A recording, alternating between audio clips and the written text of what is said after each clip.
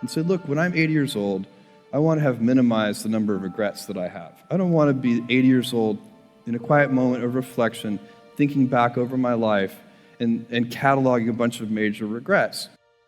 And once I did that, once I thought about it that way, it was immediately obvious to me. I knew that when I'm 80, I would never regret trying this thing that I was super excited about and failing. If it failed, fine. I would be very proud of the fact when I'm 80 that I tried. Now is the time to take risk. You don't have, you don't have kids, but as you get older, your obligations increase. So and once you have a family, you start taking risk not just for yourself, but for your family as well. It gets much harder to do things that might not work out. So now is the time to do that before you have those obligations. So I would encourage you to take risks now. Do something bold. You won't regret it. In a world that's changing so quickly, the biggest risk you can take is not taking any risk. And I really think that that's true, right? I mean, a lot of people I think that, whenever it comes to, whenever you get yourself into a position where you have to make some big shift in direction or do something, there are always people who are going to point to the downside risks of that decision.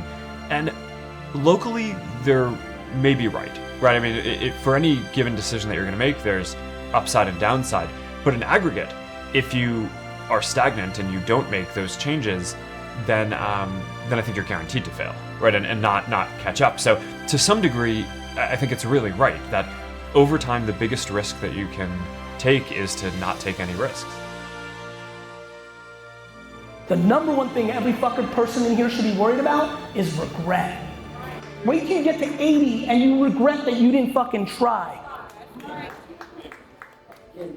I know. You know why? Because people should be spending more time with elderly that aren't their family. You speak to elderly that aren't your family, you see one theme: regret.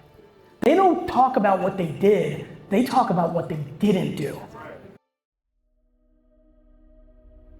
You have to take chances in life. If you don't take chances in life, you'll never have the life God has for you.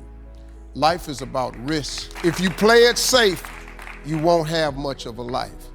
Life is risk. It takes courage to pursue your dream.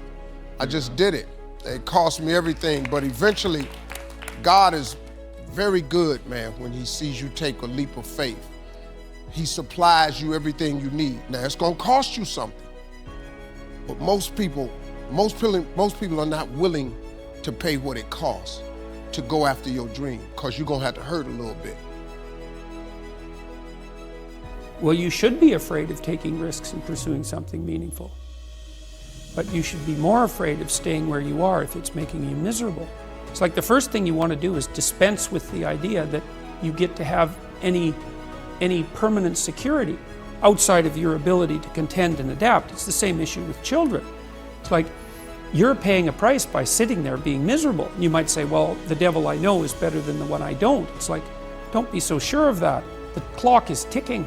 Yeah, and if you're miserable in your job now and you change nothing, in 5 years you'll be much more miserable and you'll be a lot older. I'm not sure anybody is taking enough risk from 20 to 30.